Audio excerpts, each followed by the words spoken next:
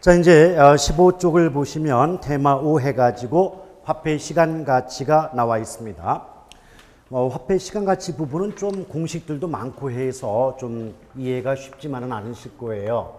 그런데 일단 제목을 잘 해석해 보자는 거죠. 일단 가운데 시간이란 말이 없다면 화폐 가치, 즉 돈 가치를 의미하고 있지 않습니까? 근데 돈의 가치는 시간의 흐름에 따라서 달라진다는 점에서 화폐의 시간 가치라고 제목을 달고 있죠. 그런데 이런 제목이 나올 수밖에 없고 또 우리가 이 부분을 배울 수밖에 없는 건 투자의 시점, 투자 시점은 현재이지만 투자로부터 수익이 발생하는 시점은 미래이기 때문에 그러합니다. 따라서 우리의 투자 수익은 미래 가치고 투자액은 현재 가치이다 보니까 돈 가치가 다를 수밖에 없지 않겠습니까?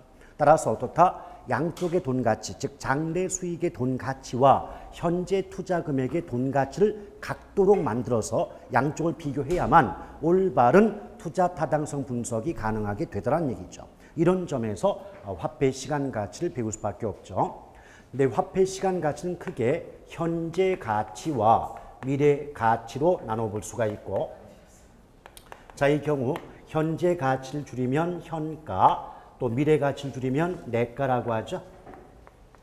자, 현재 가치는 프리젠트 밸류라고 해서 PV, 또 미래 가치는 퓨처 밸류라고 해서 FV라고 하는데 뭐 굳이 PV나 FV란 말을 외울 필요까지는 없을 겁니다. 근데 한 가지 조심할 건 PV지 여기 C자 붙이면 동파이프 되니까 조심하셔야 돼요. 이때 현가와 내가가 있는데 우리가 보통 미래의 돈 가치를 현재의 돈 가치로 바꿀 때 이용하는 계수가 현가 계수이고, 또 뒤집어서 미래의 현재의 돈 가치를 미래의 돈 가치로 바꿀 때 이용하는 계수를 내가 계수다 이렇게 말을 하거든요. 예를 든다면 자 볼까요? 미래의 돈 가치를 현재의 돈 가치로 바꿔주는 작업을 우리는 할인한다라고 배웠습니다. 자, 우리 이번 수업의 가장 첫 번째 시간에 할인 현금 수지 분석법 얘기하면서 할인이란 말은 현재 가치로 만든다의 뜻이다 라고 말씀드린 바 있죠. 따라서 미래의 돈 가치를 현재의 돈 가치로 바꾸는 걸 할인한다라고 하고, 이렇게 현재 가치를 만들 때 이용하는 게 현가 계수라고 보시면 돼요. 반대로 자, 현재의 돈 가치를 미래의 돈 가치로 바꾸어주는 작업을 자, 할인의 반대니까 뭐라고 할까요? 할증다 그래요. 할증.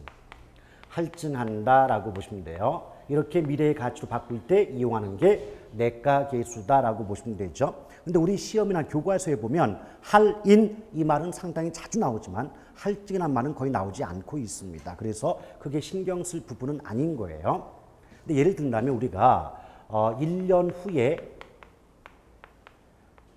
1억을 얻을 수 있다면 1년 후 1억, 그때 후자 들어갔죠. 후라는 말이 들어갔다는 건 이미 시점상 미래 시점에 해당이 되겠죠. 미래의 가치입니다. 이것이 현재 얼마쯤 될 것이냐, 얼마의 가치가 있는 것일까, 이렇게 구하고자 할 때는 1년 후 미래 가치를 현재 가치로 바꾼다는 거죠. 이럴 때 이용하는 게 현가계수고, 또 반대로 현재 1억이 있는데 이것이 뭐 3년 후에 얼마의 값어치를 갖게 되는가, 이렇게 구하고자 하는 게 바로 뭐다? 내가계수다라고 보시면 돼요. 근데 현가계수와 내가계수는 각각 3가지씩 총 6가지의 계수값이 있는데요. 일단 첫 번째 일시금 또는 일시불의 현재가치계수, 줄이면 현가계수가 되겠고, 또 연금의 현가계수, 그리고 저당 상수라는 것이 있죠.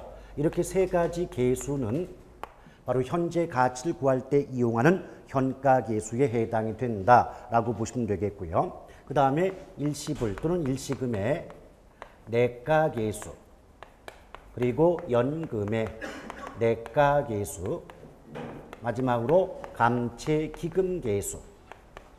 자, 이렇게 3가지는 미래가치를 구할 때 이용하는 계수이다라고 보시면 돼요. 그런데 보통 시험에 나올 때 말이죠. 여기서 현가나 내가자가 붙어 있기 때문에 이와 같이 4가지 계수값은 그리 어렵지 않게 구분해 볼 수가 있는데, 저당 상수와 감채기금 계수는 외웠다 한들 그때그때마다 또 혼란이 올 수가 있지 않겠습니까? 그래서 어떻게 좀 기억하자? 현저감내라고 기억을 해 두실 필요가 있겠죠. 이 말이 뭘까요? 저당 상수는 현가계수이며 감채기금계수는 내가계수에 해당이 된다라고 보시면 돼요.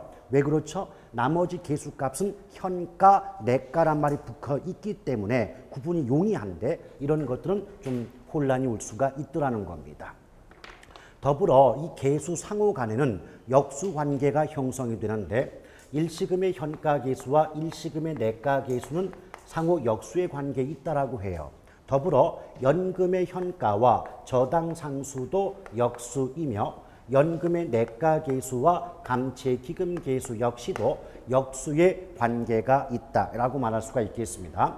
여기서 한 가지 조심한 건 과거 기출문제 어떻게 나왔냐면 다음 서술된 내용 중 틀린 거 골라라 해놓고 일시금의 현가계수와 일시금의 내가계수가 역수인 것처럼 연금의 현가계수와 연금의 내가계수도 역수의 관계에 있다. 이렇게 문장이 나온 적이 있거든요. 근데 어때요?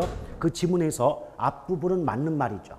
일시금은 현가, 내가가 역수 맞지 않습니까? 그러나 칠판 보셔서 아시겠지만 연금은 현가, 내가가 역수 관계가 아니지 않습니까? 그렇죠. 그래서 여러분의 혼란을 유발할 때는요. 완벽히 틀린 말을 집어넣는 게 아니고 문장이 길었을 때 앞부분은 맞는 말을 집어넣고 뒷부분에는 좀 혼란이 오는 다른 말을 집어넣음으로써 여러분의 실책을 유발할 수가 있다는 겁니다. 아시겠죠? 또한 여기서 일시불이라고 할 때는 이게 무슨 말이냐?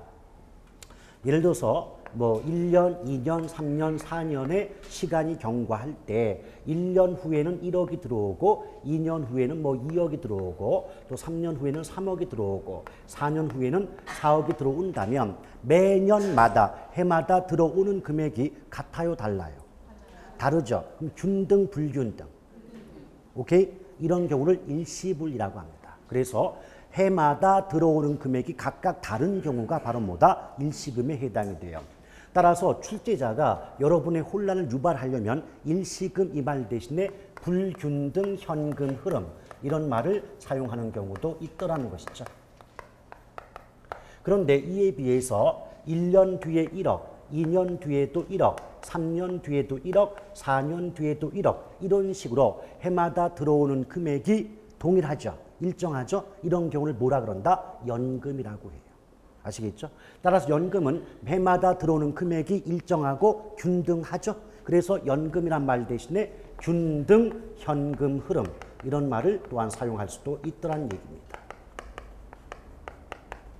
됐지요? 그런데 우리가 이런 역수관계라고 하는 건 기본적으로 알고 있는 건데 실제로 어떤 말들이 어렵냐면 어떤 문장에서 표현이 나왔을 때 이게 연금인지 일시금인지 현가인지 내가인지 이게 상당히 많이 혼란이 올 수가 있지 않겠습니까? 근데 그렇게 구분하는 방법이 상당히 간단해요. 구분하는 방법이 예를 한번 들어볼게요. 자, 여기 이제 문장에서 현재 1억 원이 있대요. 현재 1억 원을 뭐 R%의 이자율로 N년간 적립한 후에 적립 시 N년 후 얼마이냐. 자, 이런 형태의 문장이 나왔대요. 잘 보세요. 여기서 R이나 N이라고 하는 것은 하나의 상징적인 표현이죠. 이때 R%가 5%일 수도 있고 10%일 수도 있고 100%일 수도 있는 거 아닙니까? 또 N년이라고 하면 2년이 될 수도 있고 10년이 될 수도 있는 거죠. 그런 숫자 값은 너무 연연할 필요가 없다는 거예요. 잘 보세요. 1억 금액 나왔죠. 금액 있죠. 금액 앞에 매년이라는 단어가 있어요, 없어요? 없어. 그러면 일시불. 그리고 쭉 읽어 나가요. 얘는 양괄식이에요, 항상. 왜? 처음과 끝이 중요해요. 마지막에 물어본 게 N년 후 얼마죠? 후가 들어가면 현재 미래. 그럼 미래 가치를 구하는 건 현가, 내가. 그럼 합하면 이거 뭐예요? 일시불의 내가계수죠. 이렇게 보시면 돼요. 자, 앞뒤를 바꿔볼게요. 3년 후 1억 원을 R%의 할인율로 할인한 경우에 현재 얼마니? 자, 이런 식의 문장 구조가 나왔어요. 자, 역시 1억 나왔죠. 금액 있죠? 금액 앞에 매년자 있다, 없다? 없다. 매년이란 말 없죠, 매년. 그렇죠? 몇 년이 아니고 매년자가 없잖아요. 그럼 연금이다, 일시불이다? 일시불이다. 쭉 읽어 나가요. 그러다가 물어보는 건 현재 얼마냐를 물어봤죠? 그럼 현가, 내가, 현가. 그럼 합치면 뭐가 돼요?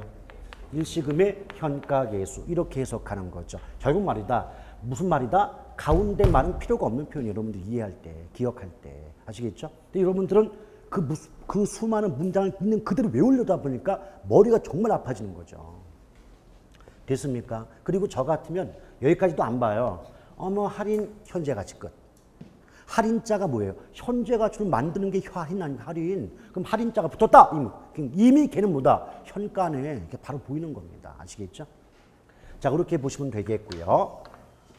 그 다음에 자, 예컨대 매년 N1을 이때 N도 상징적 표현입니다. 매년 N1을 R%의 이자율로 N년간 적립한 경우에 N년 후 달성되는 금액이 얼마이니 이렇게 문장이 나온단 말이에요. 자, N1 금액 나왔네요. 앞에 무슨 말 붙었어요? 매년 붙었죠? 그럼 뭐다? 연금. 그러니까 매년 똑같은 금액이 적립이 된다는 얘기니까 연금이 되겠죠? 쭉 읽어 나가요. 후자 붙었죠? 현재, 미래. 그럼 내가죠? 이렇게 합치면 뭐가 된다? 연금의 내가계수. 이런 식으로 현가, 내가, 일시금, 연금을 구분하시면 돼요. 아시겠죠?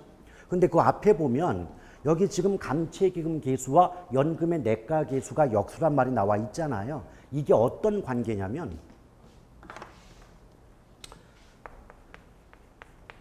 자, 매기 불입액, 즉 매기 불입하는 금액이 있어요. 다른 말로 뭐 적립액 이러기도 하는데 또 그 다음에 기간 말에 뭐 3년 후, 5년 후 기간 말에 누적 또는 달성되는 금액 이 두 가지가 있어요. 그런데 어떤 경우는요.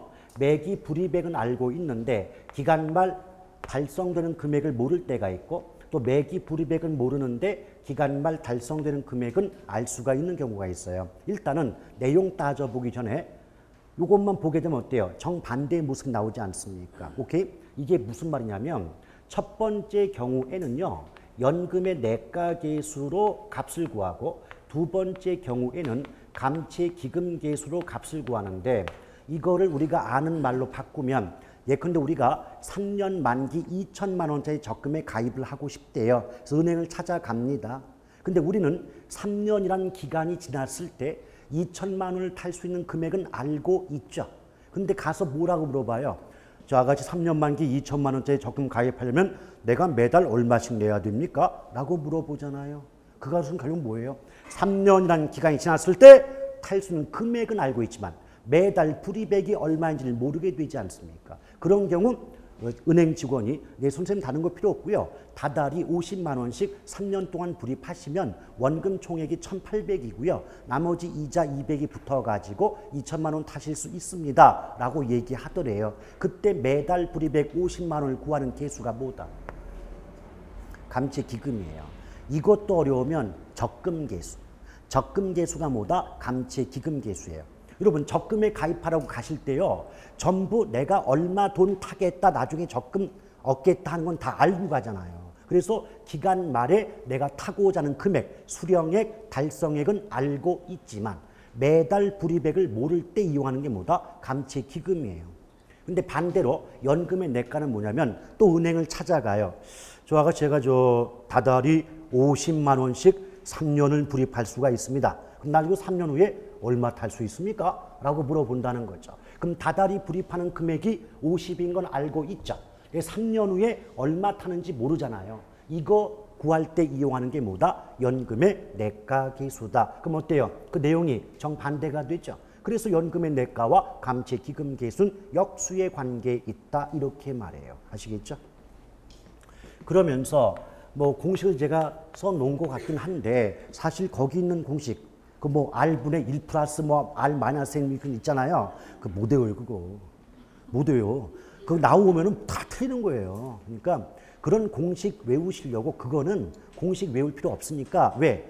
어쩌다 한번 나오고 웬만해서 나오지도 않습니다. 그런 공식 외우려고 이 힘을 쏟지 마시고 그거는 안 보셔도 돼요. 다만 일시금의 현가계수 공식만큼은 기억을 해달라. 1 플러스 R N승분의 1은 정보 가치라든지 수년가 구할 때 반드시 필요한 계수 값이기 때문에 그 정도는 기억하시되 나머지는 알아도 나중에 못 풀어요. 아시겠죠?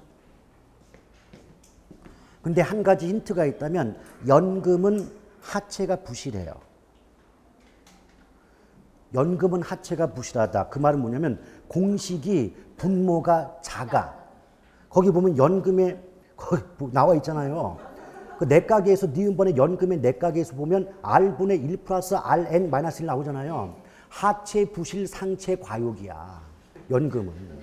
그 위에 현가계에서 니은번도 연금의 현가계에서 보면 하체는 부실하죠. 상체가 발달되어 있잖아요. 그래서 하체 부실 상체 발달이 연금이에요. 자, 그런 공식은 괜히 알려고 할 필요 없습니다. 아시겠죠? 그리고 대부분 그 공식이 나왔다는 건 이미 계산 문제거든요. 그 계산 문제 푸는 거 쉽지 않습니다. 걔는. 그러니까 신경 끄시라 이 말이에요. 다만 제가 말씀드리고 싶은 게 뭐냐면 특히 이 중에서도 시험화 될 수 있는 부분이 큰 부분이 저당상수와 그 다음에 연금의 현가계수예요. 왜 그럴 수밖에 없냐면 특히 연금의 현가계수는요. 여러분 그런 말 들어봤죠? 잔금. 잔금이 뭐예요? 빌린 돈 중에서 갚지 못하고 남은 돈이 잔금, 잔액과 같은 말이에요. 잔금 비율도 들어보셨죠? 오케이? 그래서 만약에 잔금을 구해봐라, 또는 잔금 비율을 구해봐라, 이렇게 잔금이란 단어가 나오면 일단은 연금의 현가계수와 연결시킬 필요가 있는 거예요. 그 잔금 비율을 구하는 것은 잠시 뒤에 따로 말씀드리도록 하겠습니다. 그 다음에 저당상수는요. 제가 예전에 그랬어요. 저당이란 말이 개론 어느 부분이든 간에 관계없이 저당이란 말이 나온다. 저당의 뜻은 대출의 뜻이에요. 저당이 어떤 뜻? 대출. 그럼 돈을 빌리면 빚을 갚아야 되겠죠. 근데 빚을 갚을 때는 원금 이외에 이자까지 합해 갚지 않습니까? 오케이? 따라서 저 같으면 어떤 포인트 잡는다? 문장이 있는데 문장 속에 대출, 상환, 원리금 이 말 나오면 무조건 정답은 저당상수죠. 근데 저당상수를 가지고 이제 우리는 원리금 상환액을 구할 수 있어야 되는데 잘 보세요. 처음에 은행에서 빌린 돈을 대출액 예쁘게 포장하면 뭐 저당 대부액 이렇게 말하거든요. 근데 대출액에다가 저당상수를 곱해 주시면 이것이 아까도 제가 언뜻 말씀드렸지만 원리금 균등 상환액이 돼요. 요걸 이제 영업수지 계산해서 보면 부채 서비스액 요 세 표현들을 바꾸면 연간 융자 월부금 이렇게 말을 바꾸는 거죠. 그런데 대부분의 분들은요. 이것만 알고 외우고 넘어간단 말이에요. 그러지 말라고요. 왜냐? 이 공식 구조를 잘 보시라고. 자, 대출액을 A라고 보고 저당상수를 B라고 보면 원리금 상환액은 C가 되잖아요. 그렇죠? 그럼 A 곱하기 B는 C의 구조 아닙니까? 그렇죠? 근데 문제를 풀다 보면 얘를 구하지 않고 대출액이 얼마냐를 구해보라는 경우가 있어요. 빌려오는 그 돈이 얼마냐. 그럼 봐봐요. A는요. B분의 C 아닌가요? 이 분수식의 기본 구조 아닙니까? 그럼 만약에 문제가 원리금 상환액 얼마니 물어보지 않고 은행에서 빌려온 돈이 얼마니 이렇게 물어봤다면 B 저당 상수로 C 원리금 상환액을 나누어 주시면 그 값이 곧 뭐다? 대출액을 구할 수 있는 공식이에요. 마찬가지예요. 가끔 가다가 문제집 보면 저당 상수값 구해볼래? 이렇게 말이 나오거든요. 그럼 이 구조에서 저당 상수는 B잖아요. B죠. 그럼 B는 A분의 C란 말이에요. 그럼 A가 뭐예요? 빌린 돈이죠. 그럼 빌린 돈으로 원리금 상환액을 나누어 주시면 저당 상수 값도 구할 수 있잖아요. 오케이? 그러니까 제가 이 말씀드린 이유가 뭐냐면 첫 번째 공식은 다들 외우고 계십니다. 빌린 돈 곱하기 저당 상수하면 원리금 상환액을 구할 수 있다는 걸 다 알고 계셔요. 그런데 약간만 문제를 변형시켜가지고 그러면 너 대출액이 얼마인지 아니 구해봐. 또는 저당 상수값 구해볼래? 이러면 대부분 수험생들은 저는 원리금 상환액 구하는 공식은 알아도 저당 상수나 대출액을 구하는 공식은 몰라요. 이러고 있단 말이에요. 그 공식 자체를 통하여 대출액과 저당 상수를 모두 구할 수 있는 공식임에도 불구하고 공식의 구조나 원리는 파악하지 않은 채 형태만 외웠다 이 말이에요. 그러니까 안 풀리는 거예요. 오케이? 자, 그다음 마찬가지예요. 여기 연금의 현가계수 해가지고 잔금과 잔금 비율이 있지 않습니까? 이거 옆에다 좀 써볼게요.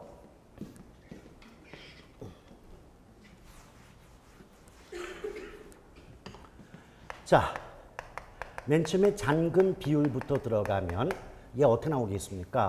원래는 저당 대부액, 이거 쉽게 말하면 처음에 빌린 돈이죠. 저당 대부액분에 아직 갚지 못하고 남은 부채 잔금이 이렇게 되는 게 뭐다? 잔금 비율이죠. 갚지 못하고 남은 돈의 비율이 뭐다? 잔금 비율이다. 그럼 예컨대 내가 은행에서 10억을 빌려왔대요. 그런데 아직 4억을 갚지 못하고 남았대요. 그러면 10분의 4는 40% 아닙니까? 그렇죠? 이렇게 구해지는 게 원래 잔금 비율이다. 그런데 이 공식은 그나마 간단하기 때문에 시험에 잘 나오지도 않아요. 그럼 어떻게 나온다? 이때 잔금비를 구하는 두 번째 공식은 분모, 분자값 모두에 연금의 현가 계수라는 말이 들어가게 됩니다. 그렇죠. 그런데 분모값은 전체 대출 기간이고 분자값은 남아있는 기간에 연금의 현가 계수를 나눠주시면 이 역시 잔금 비율을 구하는 공식에 해당이 된다라고 보시면 돼요. 아시겠죠? 근데 저는 지금 전체 기간, 잔여 기간 그랬는데 이제 교과서를 쓰시는 분들은 어때요? 좀 뭔가 있어 보이게 해야 되지 않겠습니까? 그래서 n, 얘는 뭐 n-t 이렇게 나온다. n-t 그 뭐예요? 전체 기간에서 t, 지금까지 지나간 기간을 빼주면 남은 기간 나오지 않겠습니까? 굳이 그렇게 책 쓸 필요까지 없잖아요. 우리 수험생 미치는데 n-t 저건 뭐래? 별거 아니에요. 전체 기간에서 지금까지 지난 기간 빼준다 그 말이에요. 그럼 만약에 예를 들면 우리 전체 대출 기간이 10년이었대요. 근데 주어진 조건에 10년에 해당하는 연금의 현가 계수가 뭐 예컨대 0.05라고 써 있다. 그러면 이게 분모가 될 거 아닙니까? 그러면서 또 주어진 조건이 10년 중에서 지금 3년이 경과했다 그랬어요. 그럼 몇 년이 남았어요? 7년 남았죠. 그럼 7년에 해당하는 연금의 현가 계수가 예컨대 뭐 0.03이라면 이렇게 공식이 나올 수가 있지 않겠냐 그 말이죠. 오케이? 그런데 대부분 3년 경과 이렇게 써주잖아요. 그러면 일단 자녀니까 7년자가 나와야 되는데 7년을 안 써줘 본문에. 무슨 말인지 아시겠죠? 전체 대출기간 10년만 나오고 경과 기간이 3년 이렇게만 나와요. 그럼 우리가 볼 때는 어때요? 10에서 3년 지났으니까 남은 기간은 7년이다 라고 해야 되는데 대부분 그 순간 어떤 착각한다? 3년짜리를 집어넣어. 3년에 해당하는 연금의 현가 계수를 분자값에 올려주는 사람이 그렇게 많아요. 근데 문제는 그것까지 염두에 두고 보기를 만듭니다. 즉 다시 말하면 주어진 조건 속에 3년에 해당하는 연금의 현가 계수가 있더라는 거죠. 그러면서 보기를 만들면 그 순간 착각하는 순간 어때요? 보기 속에 답이 있으니까 내가 잘못됐다는 생각을 할 수가 없지 않습니까? 그렇죠. 그 다음에 잔금이에요. 근데 이것도 이렇게 말할 수 있지 않을까요, 여러분? 갚지 못하고 남은 돈의 비율이 잔금 비율이라면 이미 갚은 돈의 비율은 뭐라 그럴까요? 그래요. 빚을 갚는 걸 상환이죠. 그럼 비율자만 붙이면 상환 비율 아닙니까? 이거를 더해주면 100%죠. 그래요? 예컨대 이 위에서 지금 제가 잔금 비율이 40%다. 그럼 40%다. 요것만 나오면 상환 비율이 없다 할지라도 상환 비율은 60%이겠구나를 알 수가 있지 않습니까? 그렇죠? 그러므로 쓰진 않겠지만 1, 즉 100%에서 잔금 비율을 빼주면 남는 값이 상환 비율일 것이고 1에서 갚은 돈의 비율을 빼주면 남는 값이 갚지 못하고 남은 돈의 비율 나올 수 있지 않겠습니까? 아시겠죠? 그런데 이때 잔액을 구하는 방법이 있어요.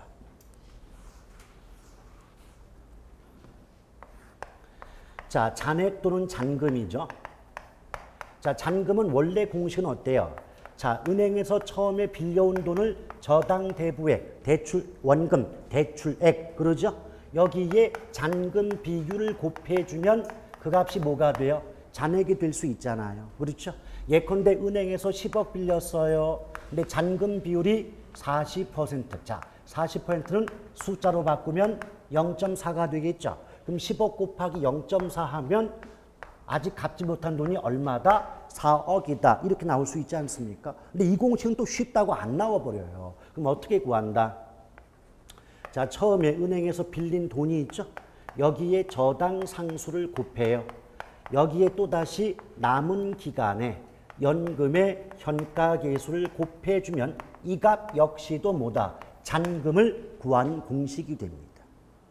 어쩔 수 없어요. 그거 외워야 돼요. 근데 세 번째 공식도 있어요. 근데 그 세 번째 공식은 간단해요. 왜? 자, 이 두 번째 공식에서요. 앞부분만 한번 끊어봐요. 빌린 돈 곱하기 저당 상수잖아요. 그렇죠? 여기 끊어보시라고. 대출에 곱하기 저당 상수까지만 끊으시라고. 끊으면 뭐 구하는 공식이냐고. 원리금 상환에 구하는 공식 아니냐고. 그러면 이걸 조금 변형하면 아 그래? 그럼 결국 세 번째 잔금 구하는 공식은 원리금 상환액에다가 남은 기간에 연금의 현가계수를 곱해도 같은 공식이 된다 하는 걸 아니겠습니까? 아시겠어요? 오케이? 자, 이게 전부 같은 공식이 됩니다. 그런데 지금 무엇을 강조하고 싶은 거냐? 잔금 비율에도 연금의 현가계수가 있는 것이고 잔금을 구할 때도 연금의 현가계수가 공식에 녹아있지 않냐 말이죠. 그러므로 잔금 또는 잔금 비율, 즉 잔금이라는 단어가 나오면 일단은 뭐다? 연금의 현가계수를 떠올려 달라 이 말입니다. 아시겠죠?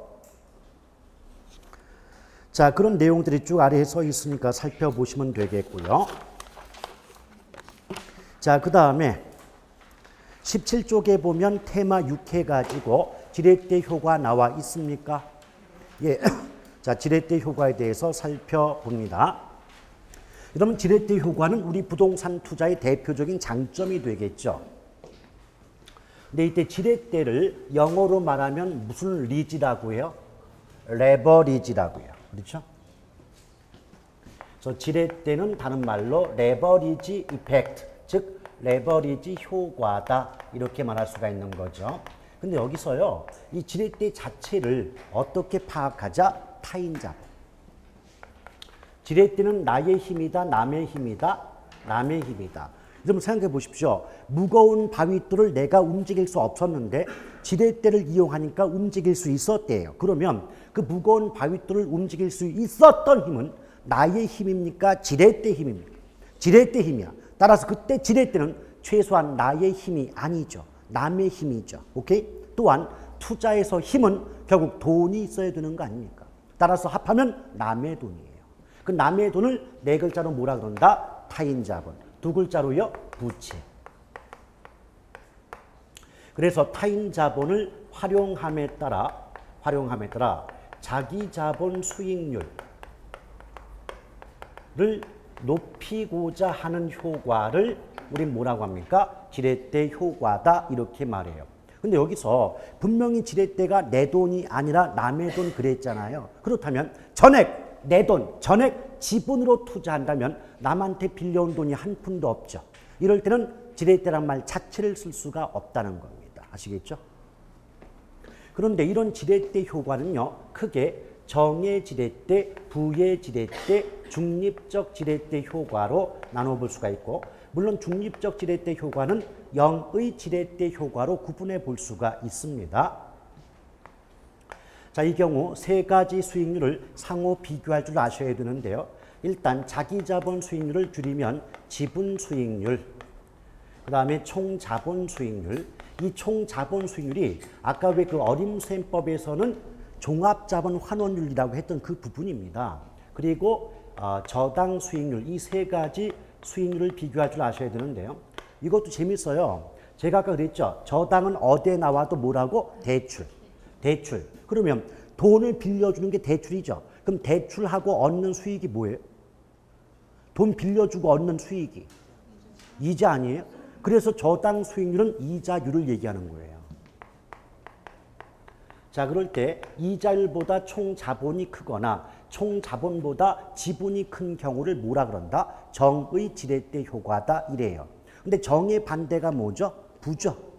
우리 정책 배울 때 정의 외부 효과 반대가 부의 외부 효과인 것처럼, 그러면 같은 수익률을 나열해 놓고 그 순서, 부등호만 반대로 바꿔주시면 부의 지렛대 효과다라고 볼 수가 있죠. 또 중립이라고 하는 건 어느 한쪽이 크거나 작아서는 안 되겠죠. 그러므로 세 가지 수익률이 모두 같게 되는 경우를 뭐라 그런다? 중립적 지렛대 효과다. 이렇게 말해요. 그런데 저걸 가지고 우리가 아는 말로 바꾸면 자, 돈 빌렸습니다. 투자했습니다. 수익이 나왔습니다. 빚 갚고도 남는 게 있습니다. 정이죠. 오케이? 그게 정이에요. 자, 돈 빌렸습니다. 투자했습니다. 수익이 나왔습니다. 빚도 다 못 갚습니다. 부. 오케이? 돈 빌렸습니다. 투자했습니다. 수익 나왔습니다. 빚 갚으면 없습니다. 중립. 아시겠어요? 그럴 때 이 지렛대 효과가 정이냐 분야를 파악하려면 최소한 지분 수익률과 총 자본 수익률이라는 두 가지 그 수익률 값을 구할 수 있어야 돼요. 근데 저당 수익률은 따로 구할 필요가 없습니다. 왜? 항상 지렛대 효과 물어볼 때 이자율이 몇 %한 조건은 주어지기 때문에 따로 구할 필요가 없더라는 거죠. 그러면 이 두 가지 수익을 우리가 구할 수 있어야 되는데요. 제가 아까 어림셈법 하면서 수익률법을 말씀드리면서 모든 수익률은 앞에 어떤 말이 있어도 모든 수익률은 구하는 기본 구조가 투자액분의 순수익이다라는 말씀을 드리지 않았습니까? 그렇죠? 그러면 여기도 수익률자가 붙었으니까 당연히 어떻게 돼요?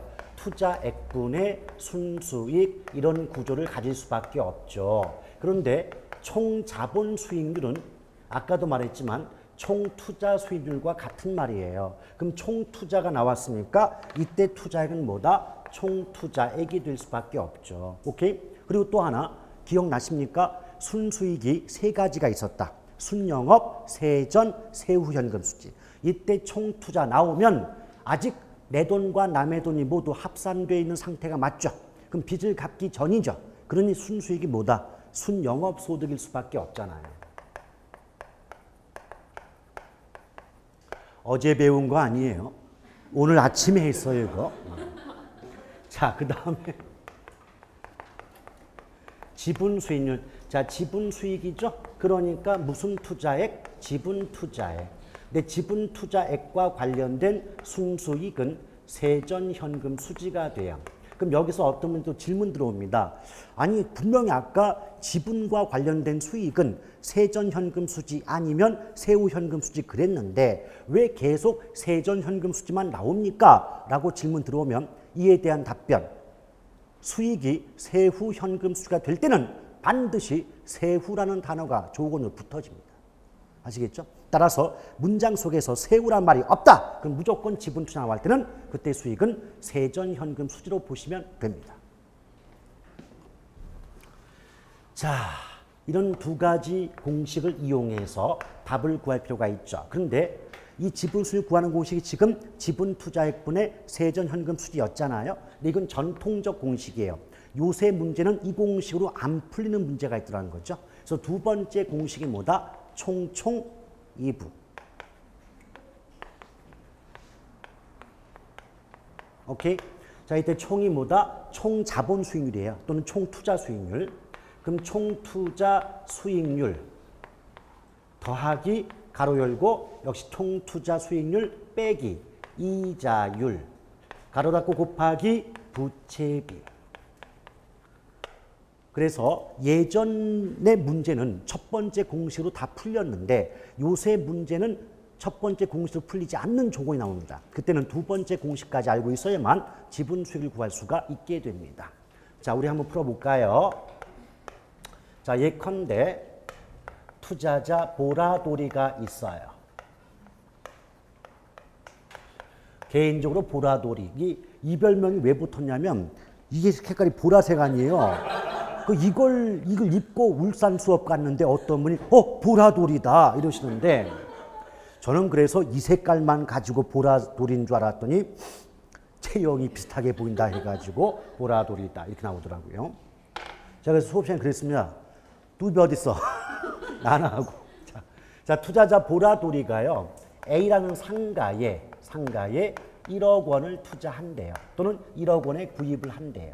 그럼 1억 원에 구입한다는 건 이 부동산 가치가 1억짜리이며 총 투자액이 1억이다. 이 말 아니겠습니까? 그럴 때 그 1억의 금액이 너무 좀 부담이 돼가지고 은행으로부터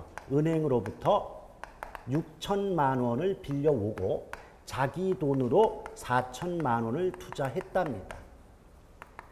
자, 이 경우 은행은 6천을 빌려주면서 공짜로 빌려주진 않겠죠. 그럼 이자를 받아 먹습니다. 그 이자율이 바로 10%가 적용이 된다라고 보자 이거죠. 더불어 이렇게 1억을 투자하면 1년 후에 2천만 원의 수익이 예상이 되더래요.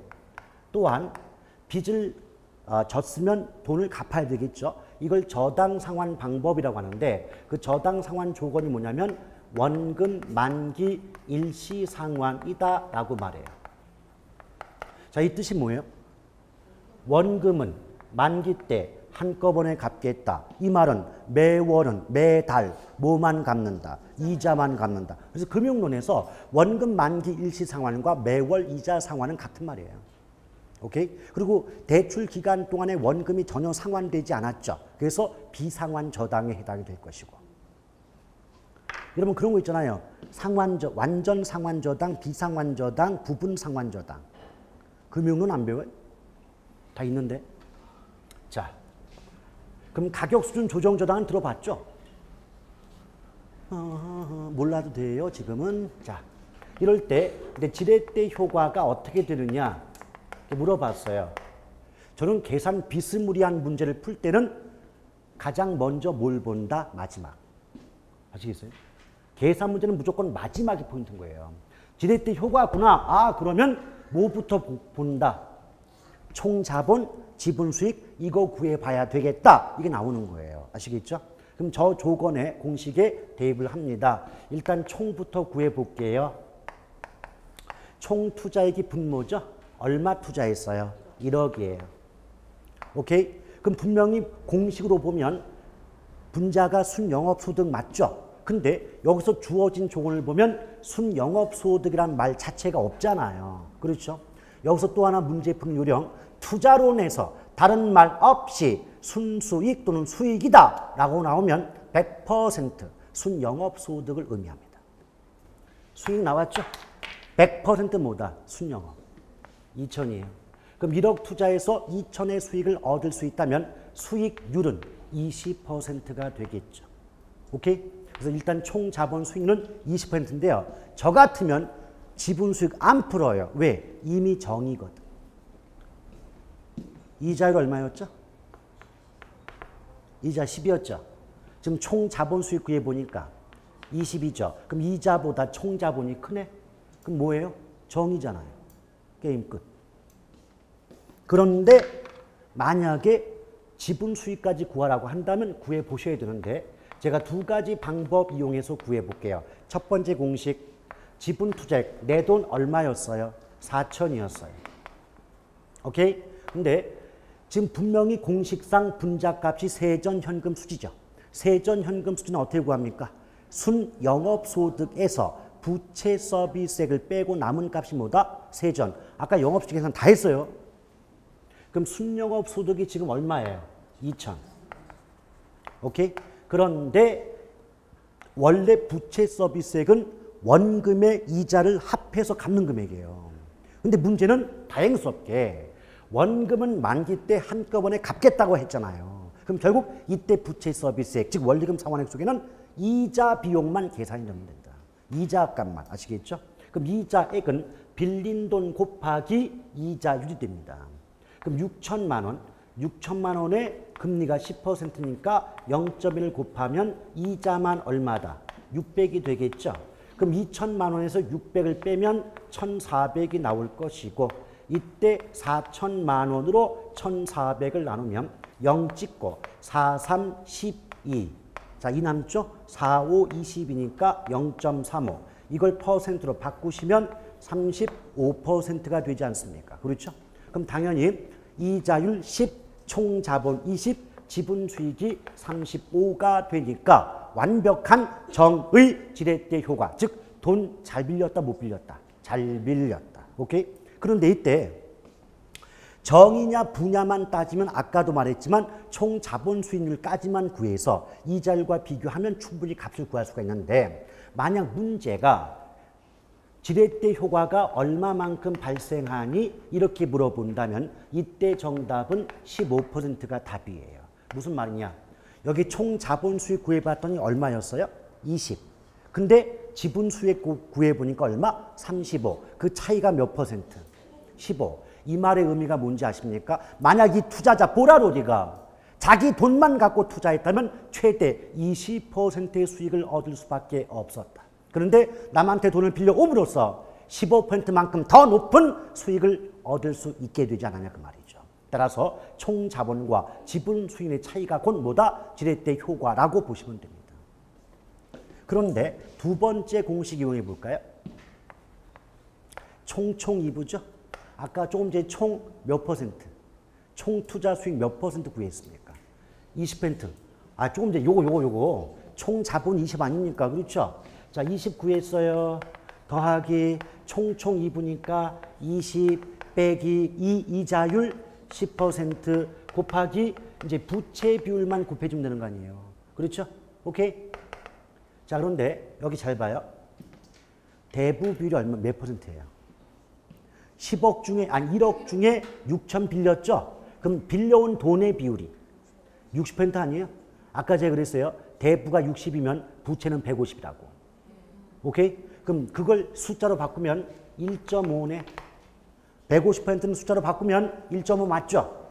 20에 10 빼요. 10 곱해요. 15 더해요. 35. 아시겠어요? 자, 요 공식 대입하면 돼요. 총 2부잖아요. 근데 대부가 60이었어요. 그럼 부채는 1.5, 150%가 나와요.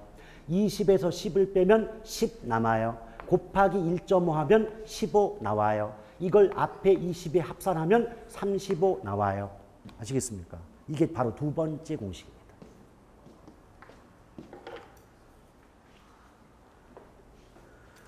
거기 왜 맨 아래 참고 2에 보시면 기억번에도 지분 수익률, 니은번에도 지분 수익률 공식이 있지 않습니까? 그럼 기억번의 공식이 전통적 공식이고 그 니은번의 공식이 최근의 문제를 풀 수 있는 그런 공식이라고 보시면 되는 거죠.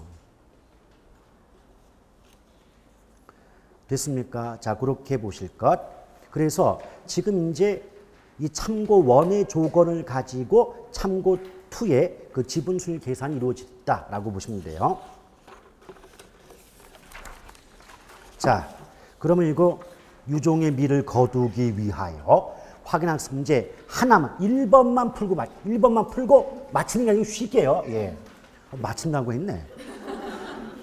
저도 집에 빨리 가서 엄마를 보고 싶어요. 자, 갑은 차입금을 활용하여 A 부동산에 투자한다. A 부동산의 투자 수익률이 15%이며 대출 금리는 10%이다. 현재 갑이 활용하고 있는 대부 비율은 50%이다. 만약 갑의 대부 비율이 80%로 높아진다면 갑의 자기 자본 수익률은 몇 퍼센트 올라가는가? 근데 가장 마지막에 물어보는 게 자기 자본 수익률 아닙니까? 지분 수익률 아닙니까? 그럼 지분 수익을 구해야 돼요, 우리가. 근데 여기 아무리 봐도 뭐 순수익이 얼마다 나와요? 없어. 그렇죠? 순수익이 얼마다 그런 말이 없어요. 그럼 순영업수익이 얼마고 뭐 빌려온 돈이 얼마고 이런 게 나와야 어디예요? 이 세전현금수지 이걸 구할 수가 있잖아요. 이게 뭐다? 빚이 얼마고 빌려온 돈 얼마다 이게 나와야 이걸 공식 이용하는데 그런 조건이 아무것도 없어요. 오케이? 그럴 때는 무슨 공식? 총 2부밖에 구할 수가 없단 말이에요. 지금 여기서 주어진 조건이 뭐냐면 투자 수익이 15%래요. 이게 총 투자 수익을 의미하는 겁니다. 그럼 15 빼기 지금 이자율이 몇 퍼센트예요? 대출 금리는 10%라고 두 번째 줄 나와 있죠? 10이에요. 그런데 거기 보시면 현재 갑이 활용하고 있는 대부 비율이 50이라고 했죠. 대부가 50이면 부채는 100%, 60일 때 150이고 대부가 50이면 부채는 100%예요. 그럼 100%는 숫자로 바꾸면 1이잖아요. 그럼 봐봐요. 15에서 10을 빼면 5 남죠. 5. 근데 곱하기 1 해도 5죠. 그럼 15를 더해주면 얼마가 돼요? 20이었어. 그러니까 대부가 50일 때는 지금 현재 요걸 이용하니까 지분 수익이 20%였다 그 말이에요. 그런데 그 마지막 조건을 보면 만약 갑의 대부 비율이 80%로 높아진다 그랬어. 높아진다. 80%. 그럼 대부가 80이면 부채는 400%. 그럼 어때요? 곱하기 4 하면 되거든요. 그럼 봐봐요. 이 동일한 조건에서 곱하기 4가 된단 말이에요. 그럼 15에서 10을 빼면 5죠? 5 곱하기 4는 얼마예요? 20이죠? 그럼 20 더하기 15는 35가 되네. 그렇죠? 그럼 봐봐요.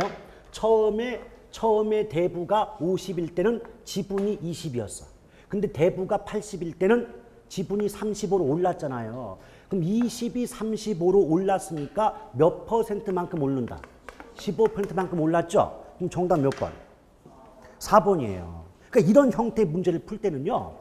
전통적인 지분 투자액분의 세전 현금 이 공식으로는 이 문제가 풀린다 안 풀린다? 안 풀린다고. 그래서 총총 이부를 알아야만 문제에 대한 대응이 가능합니다. 아시겠죠? 자, 쉬웠다 합니다.